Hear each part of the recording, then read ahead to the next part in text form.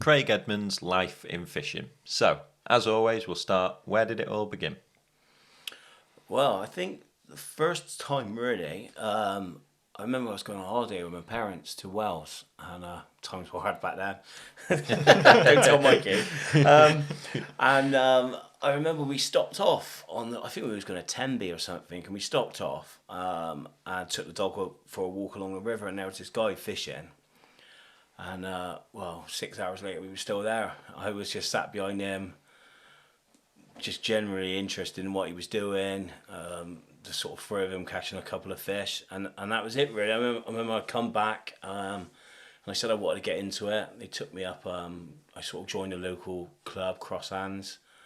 Is that the Cross Hands that's in Cheltenham? Is that where they were based? Winterbourne in Bristol. Oh, okay. Yeah.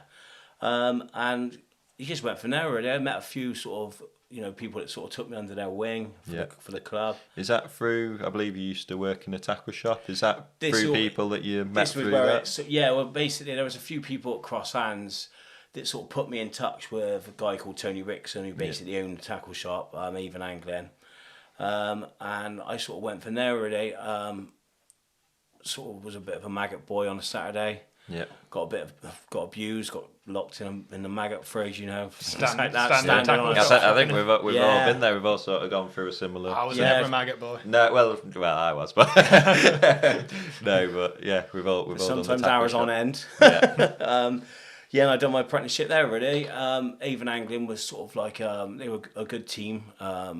Sort of Bathampton. A lot of people were for Bathampton. They were sort of local rivals, and that was it, really. I mean, Tony was a sort of a big mentor of mine. My mum used to take me out to the fishing shop. We used to fish the docks on a Monday and Thursday night. He was brilliant. He used to take me, drop me back, and that's how I learnt, really. I sort of grew up on the rivers, really. Rivers, the docks, the canals. Yeah, so mainly natural venues. All natural venues when I was younger, yeah. I think when I got to sort of my late teens, it was like, that's when I first started going to moorlands. We used to go to moorlands a little bit. That was like obviously the first sort of commercial sort of type fishing. And then I guess when I got to about 18, I discovered that there was other things. Yeah. Which was better at the time than fishing to me. And that was it, really. And then I probably got back into it then, probably in my late 20s. I worked abroad for a couple of years, and then when I come back, a few of my friends sort of, was into it, and I got back into it, really. And then my early 30s, I'm 38 now, and that's when I started taking it serious again. Yeah. Started getting all my kit up together, and fishing, like, a lot of the sort of like gone from sort of club matches to open matches. And was it venues like Viaduct that you first started and you were doing well? Well, when I come back, it was like all the people I used to go with, Tony and everything, they completely switched from the sort of natural side more to the commercial side. So that's the route. So when I come back, I sort of went down. Yeah. Like Viaduct's a sort of quite a local venue for me. At the time, that was where everyone was going. I mean, now there's commercials everywhere, aren't there? Yeah. The last few years, they're appearing from everywhere. Yeah. But that was probably one of my main fisheries. I started doing well locally, but I guess it was probably, I don't know, maybe 3 or 4 years ago, really, that I started. I started really noticing you with events like the UK Champs. Yeah. Your name cropping up at White Acres festivals, that sort of thing. So was it those events where you started travelling around that you started? I think White Acres was the one for me. I think that's where I sort of took the next step, really. I was doing well locally, but no one really ever takes, as anglers all in the country, they're brilliant locally, but you don't ever hear of them. Yeah, you see it. Especially now with Facebook, you see it and you'll be like, oh, I've seen that name crop up a few times, like Craig Edmunds, there he is again.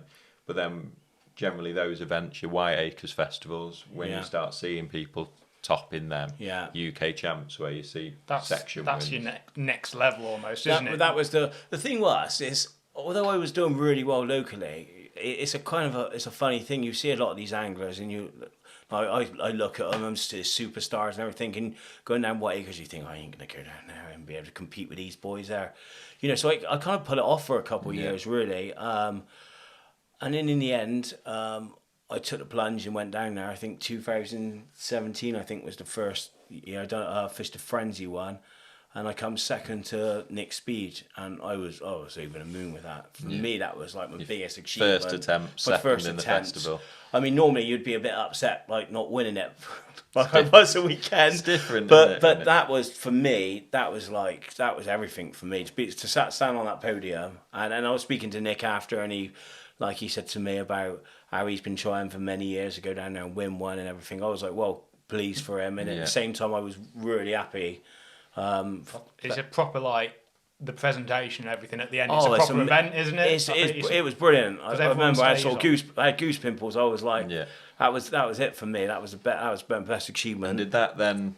From there, were you just thinking, right, I've got the book, I need to be doing? But I think that was the moment when I realised. I thought, you know what, I have competed with these guys. I can compete. So then I started, doing a lot more sort of qualifiers, UK champs, more Whiteacres festivals, and went from there really. Yeah. What happened? So that was in 2017. Yeah. Did you do the Preston that year? I done the Preston. I think I come. I think I was just over maybe 32nd, 33rd, just out. So just missed out. It's the top 25. Top 20. Yeah, top 24. I think. 24. Yeah.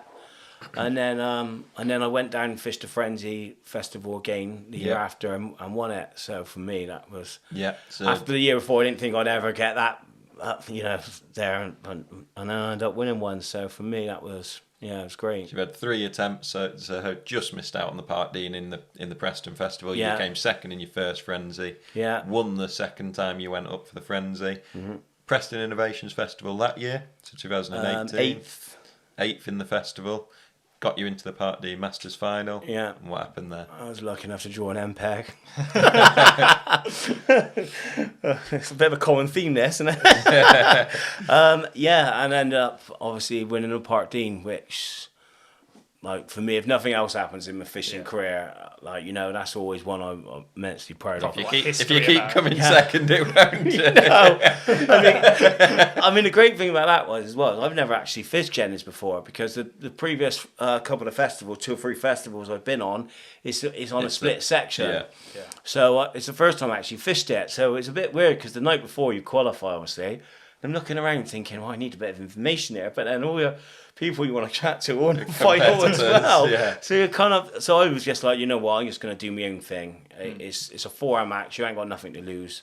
I knew I drew a good peg on the day. It's an M peg, and the wind was blowing in the corner. And I thought, it was proper blowing as well, wasn't it? Yeah. So it limited what I could do anyway. Really, it was just a case of fishing short, down the edge, and set up a feeder on. That was it. So that's the sort of days I like, to be honest. You know, it was a low weight job, wasn't it? That? Yeah, I think I had 63 pound. I think James Dent was second with 47, and there was quite a few 40s. I think 3 or 4 40s. Yeah.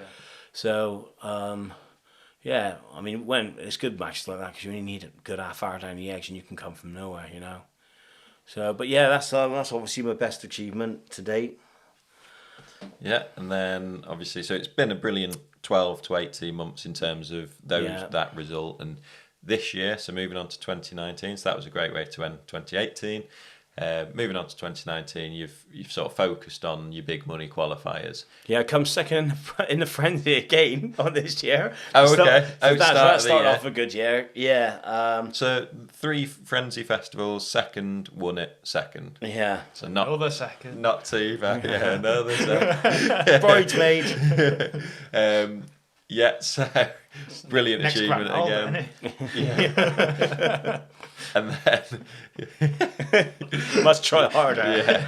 Yeah. You've gone on, focused on some big money qualifiers, and you've been lucky enough, or not so lucky. You've worked hard and you've done it. You've qualified for 2. First one, Maver Match this. Yeah. So that was last weekend. I don't think we're going to talk about it. We're going to touch on it. So just opening that fresh wound up. Yeah. So I'm all right about it now. So what happened? What are your thoughts now, looking back on it? To be honest, I went out there and practiced a few times, and each time I practiced, I drew on Adams. And once I drew on the wood side, so I didn't actually get a chance to fish on that bank. Yeah. And I knew those pegs were around where I was, sort of 19, 21, 23, 25 was a good area.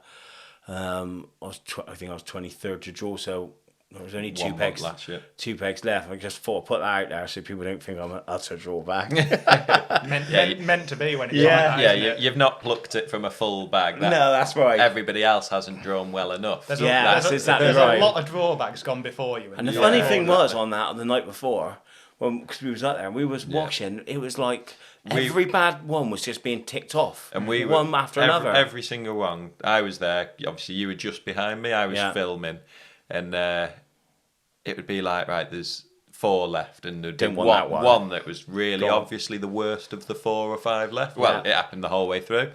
And every time it was like, they've taken that one out. The 3 that were left were slightly better. Right, there's still one more that's the worst out of the 3. Yeah. That one went.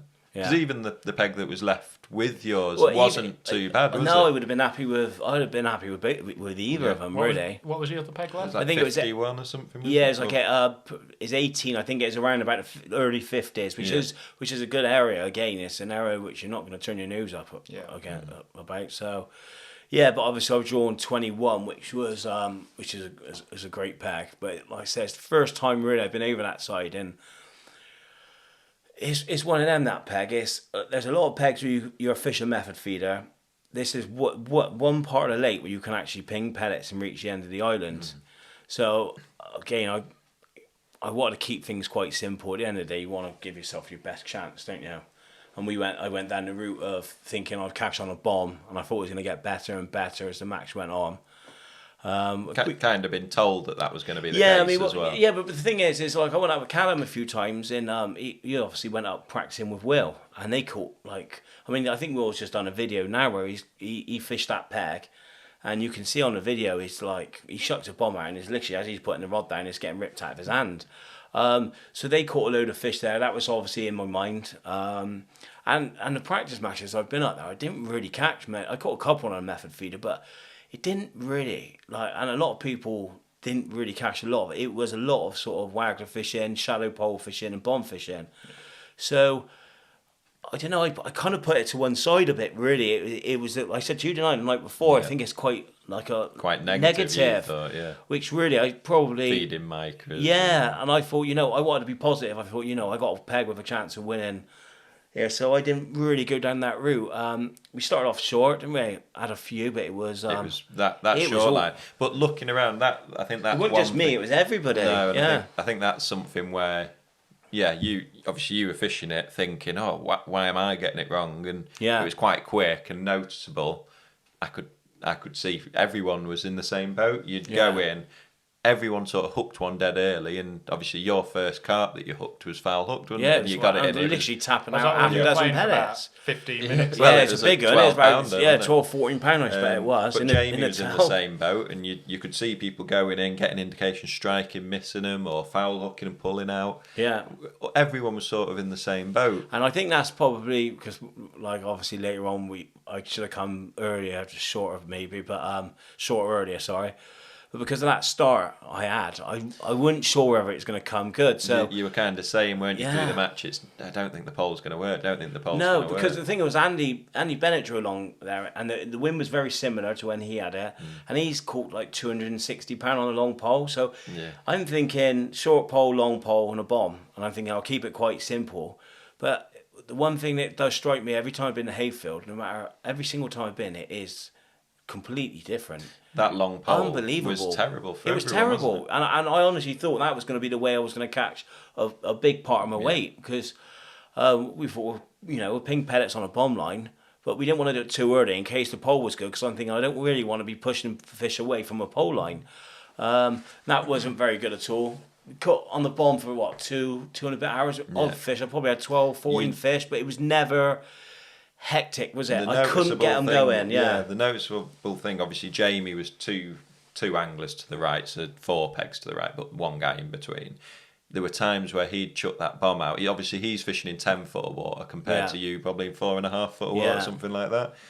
Jamie would chuck it, and his rod would just black straight round. He had a really good spell. Really for good about spell. 45 minutes. I think he had 7 on the trot, and stupid, really. But I actually kind of thought, we were thinking that's probably it now. Everybody was saying it, weren't they? Like, I was keeping an eye on him, and I actually tracked him to not far off what he had by the end of the match, sort of thing. But even at the end of the match, People were saying he's got 150. I had him down as 125 in my head, and obviously you'd sort of said, keep an eye on Jamie. Yeah. You'd sort of said, I've got about 100 or just over 100, when obviously in the end it was 118, but people were saying, he's got 140, 150. Yeah. Which wasn't really what we... But no, that's right. Like I said, about an hour and a half to go, it went completely, and then it was kind of, let's just chuck the method and see. I've chucked it, and as I'm sinking my line, it's gone out my hand. And I remember looking back at Jake, I just shook my head and thought, nah, this can't, if this goes round again. You said to me, I hope it doesn't keep going. And I honestly didn't want it to go back round, and I've chucked it out again. It's got round 5 times on the trot. And then I'm obviously kicking myself then. The thing was, it did slow down after that, and the fish. I had one big one, and the other one I had two carp and 3 carassi or something like that. So I beat myself up about it, thinking if I'd done that from the start, would I have walked it, this and that? The more I think about it, I don't. My peg was definitely capable of winning, for sure. Looking back, it was probably a case of chopping and changing. Exactly. Method just got a bit of bait in a bit more of a centralised area, a bit more of a zone for him to home in. 100%. And then short was that's what I really beat myself up about, because the amount of matches I've won over the years catching short. And I come in, didn't I, with about 45 50 minutes to go.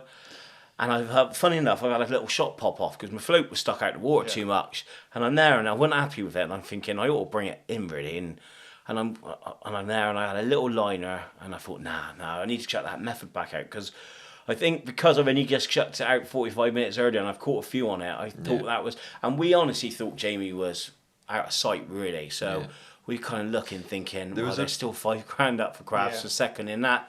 Was it John on the end, and he started catching a few. It was quite close, so I thought, well, if I risk sat here short and don't catch anything, and you can walk away with nothing basically. So in hindsight, which like I always say, hindsight's the best angler in the world, but in hindsight, knowing what I know now, I should have made that work, because I come in with 12 minutes to go, something like nearly 15 minutes, and he would lined up, wouldn't they? I mean, I needed another 2 minutes of max. Had 3, lost one, and it was £7 in the end. I think £7. I mean, 2 of the ones I had short were £8, and one was a little bit smaller, £6 maybe.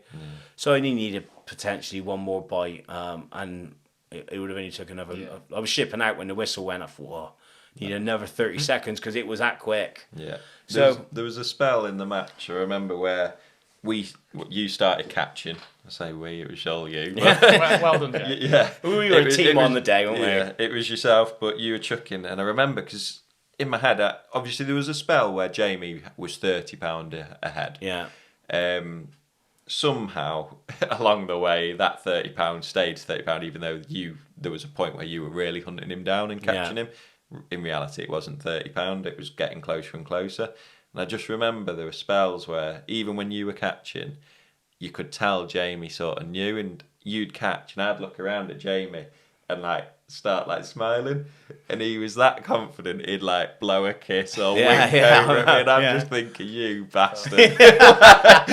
We just needed that run. Yeah. But I think that was the thing, that it was comfortable up until that last 15 minute spell, and that was suddenly, because he asked us at the end, he was like, have I done it? I was like, until that last fish you had, I was like, well, to be honest, I went up as soon as the match finished. I went up and shook his hand, because I honestly thought he was out of sight. And from the reports that we had as well, there was no one really else that was in contention. So I've gone up and shook his hand, and he was really nervous, you could tell.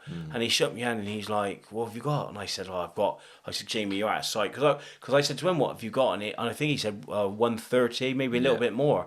So I said, your dog's seen a cat. Lauren, I think it might have been, yeah. So so he said to me, what have you got? And I've said, well, I've got over £100, not much more, because I really didn't think I had it. But he's obviously weighed in, 125, I think. Yeah, so a little bit less than what he thought, and I've had a bit more than what I thought. 118, it works so obviously out. when he's weighed in, and you find out you're that close. So I remember he was weighing in, and I looked at your face, and your face said it all. Yeah, it was when I knew he that lifted his first net out, and then the scales went wrong, so he had to put it back in. So I knew what was in that last net. Yeah. And then he's weighed the first two, the first one in, and I was like, nearly had that one go down the bank as yeah, well. Yeah. That's probably... Yeah, and I was thinking, well, like, adding that one up, if the next one's exactly the same, I know there's only sort of 14 kilo in that last net.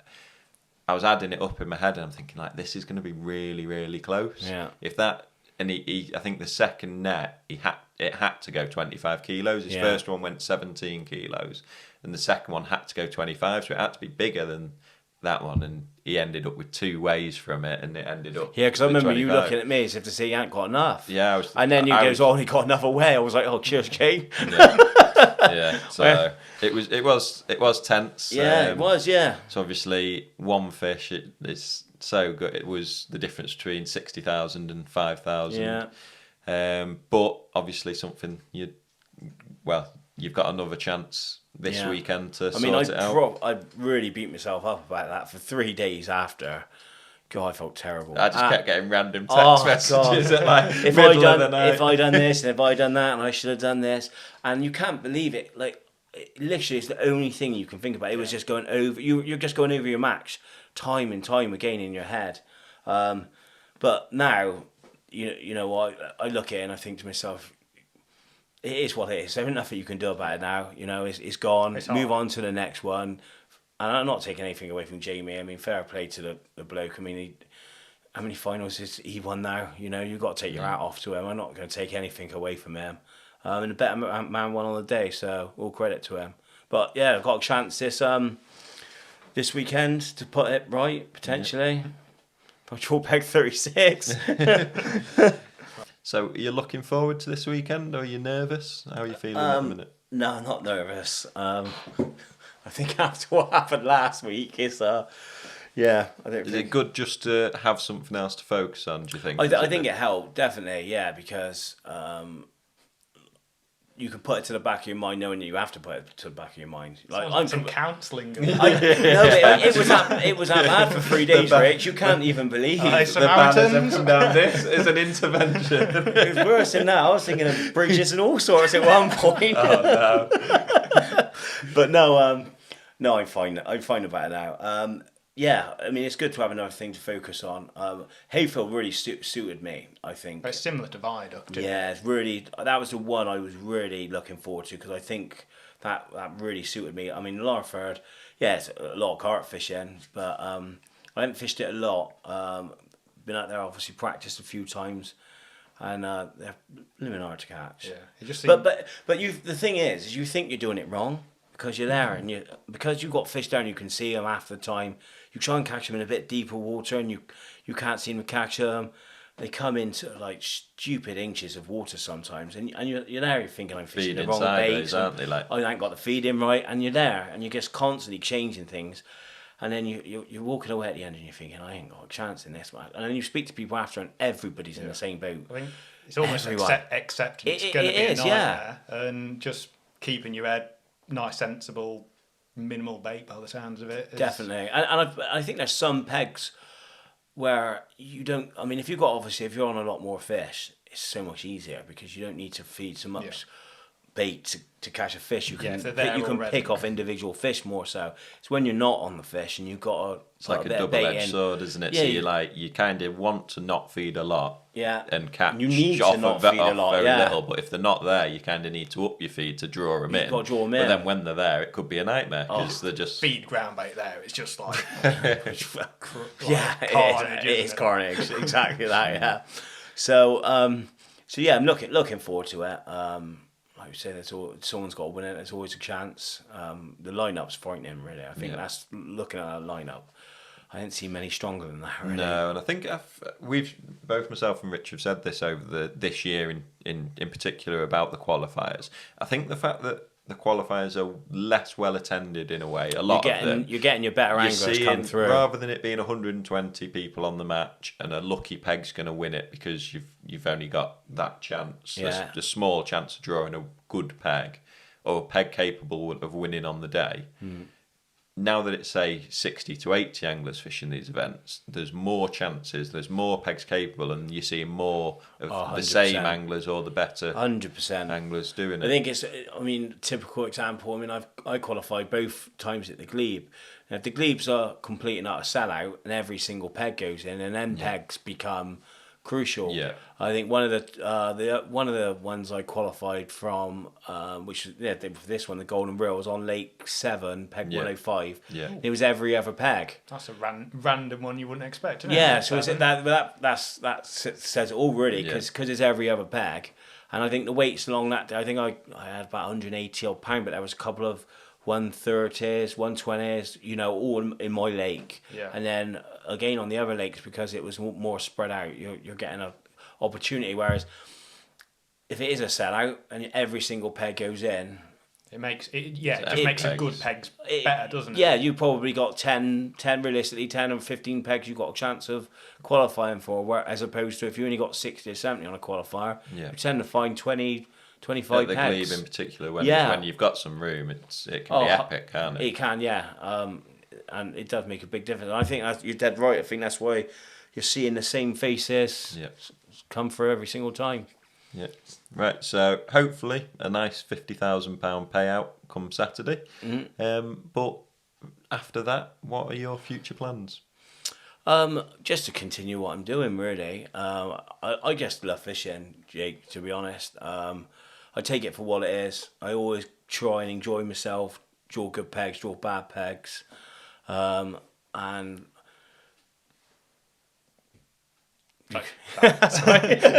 You put me off then, Rick. Yeah, so just to carry on what I'm doing, really. I mean, what I'm at Whiteacres again in the Preston.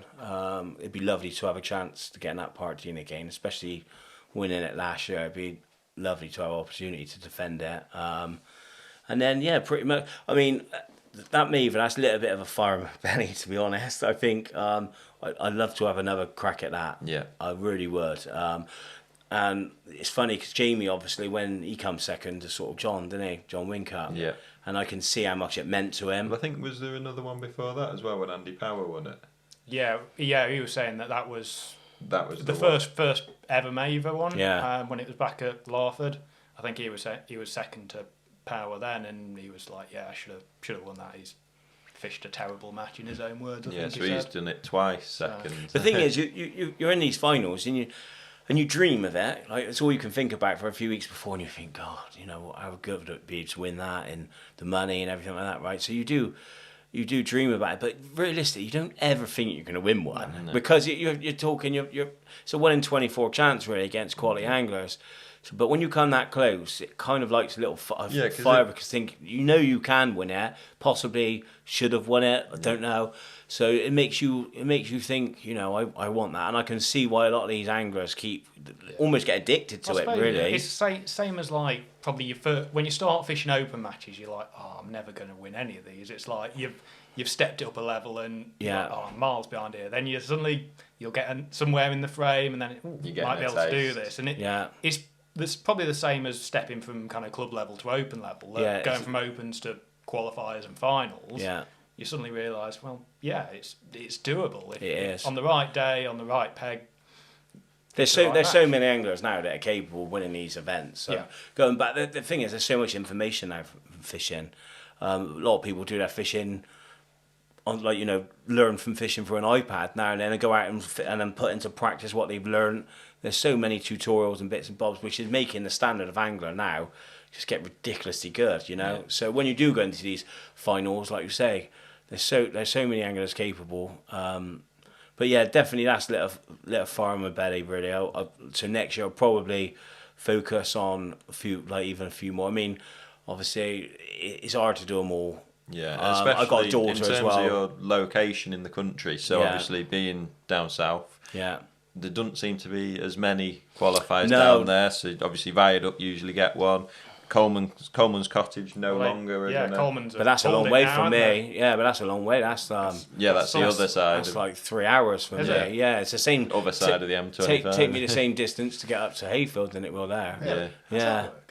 Because M25, it's like there and there. I'm North Bristol. I'm right on the crossroads between the M4 and M5. So sort of woodlands and moorlands and places like that. That's like an hour, like Larford, an hour and a quarter away. So not too bad. Not like Mikey Williams, who's got He's overseas, isn't he? He's got pace to get we were saying today he ought to have the overseas pass for the fisher. Yeah. Can he be classed as like an international qualifier? Yeah, that's what we were saying. Welsh one. Yeah, fair play. He put some miles in, doesn't he? But I definitely do more up Hayfield's one. I just make sure I do all the qualifiers for there, because that's knowing it. The big money finals. There's 2 big money finals out there. Yeah. That's a place I wouldn't mind spending a bit of time, because, like you say, a little bit more time spent out there, and I think that I could have won that. So yeah, definitely changed. With the finals all being on big kart venues now, obviously going away from Cudmore and stuff like that. Jamie's focus has changed massively, hasn't it? I think he and probably quite a few people have had to go through that. Despite all he can catch his F1s though, so he's never caught a kart in his life, has he? So. Suits me. I like these kart venues. Definitely. So, good luck this weekend. Hopefully, we win 50 grand. Yeah. Are you I noticed how you said we then. It was all you, and now the money comes into it, and it's we. 25 grand. Yeah. Most expensive bank runner in history. Don't know. Tiger Woods' caddy's pretty expensive as well. To be fair, you've got a few to go before you get up to like Craig Goldstraw's standard, haven't you? He's loving life. He's loving life. I think he's probably won more through bank running. He sat behind Jamie with a cigar when he He was asleep the whole time this year, wasn't he? What? What? He's got about £150. Genuinely twice, I think he did fall asleep there. But the amount of times that Jamie gets into the finals, I bet every time the calendar comes out, He you got to loves tick him it, off, yeah. hasn't he? I don't know, it's like that one year he was like terrified because he qualified. It was a year when Fisher had that semi-final. Yeah. And Craig got through to the semi but didn't make it through to the final. It was like, oof. That was a what would you have disaster, done? wasn't What did he do? Did he sit behind him that year, did he? Yeah, he did, but he was in that semi, so it was like, I don't know who the backup was. Right. Fair enough. But it's that same lucky routine, isn't it? You want everything the same. Yeah, So definitely. yeah, you're stuck with Jake for life now. I don't know. Was that considered a result? Are you a bad luck charm? I don't know. It was. Get rid of him. Yeah, it was touch and go. To be honest, it's probably me I more so than anyone. Yeah, blame it was Jake. touch and go. Andy May came in with a last minute bid. For He me, did, didn't yeah. Craig put in a better offer. Said no, we're going the. I thought it was Gala going night. into a bidding war at one point. That's why it's rose to 25k each. You could go Andy May this weekend, Jake. No, all I did was an invite to the gala night. Wasn't Yeah, it? that's it. An invite. I just wanted a bit of free food. Bit of free food. Yeah. But yeah, to be fair, that is proper. They do put on a proper like event for it, don't they? At the Yeah. Golden Reel. Yeah, I'm looking forward to that. The Gala night, to be honest. Yeah, it'd be good. I the good thing about fishing for me as well is traveling around, meeting a load of people from all around the country. It's brilliant. You know, when you get into these finals and you meet a lot of the anglers, that you know, a lot of them you don't know, and you get to know. It's just nice, isn't it? I think. But yeah, there's a lot of these people that you're only ever going to see at qualifiers and these big finals. So it's not nice getting to see the same faces again and again. Yeah, it is. Yeah, like Whiteacres, you meet a lot of. That's one place that you do meet so many of the top sort of anglers. I'd recommend that to anyone. I really would. Sort of club anglers who think that I want to, just getting into the open sort of scene. A lot of people like myself look at it and you think, I don't know if I can go down there and take them on. But the things, what you learn and everything is brilliant, and the faces you meet. Yeah, I even noticed Johnny Jowett commented on our That's post. my pool partner, that exactly. is. Well, that's what he commented. So it's not just obviously there's the fishing and competing against these big name anglers, but obviously Johnny Jowett fishing in the northwest, places like Bradshaw's and venues like that a lot, and yourself fishing down here. That's where I've got to meet John and people like that. If you're not doing those sorts of events, you're not really gonna rub shoulders with that. No, that's right. On the evening, we all go for a beer. And you discuss your days. Bit of bowling. Yeah, he's a bit better at me at it. Is he? Yeah, he's he's brilliant. Good pool player. Yeah, that's why he's my partner. But yeah. Good. Right. Well, good luck this weekend. Cheers. Hopefully you do win it. We win it. And hopefully 50 grand better off. That'd be nice.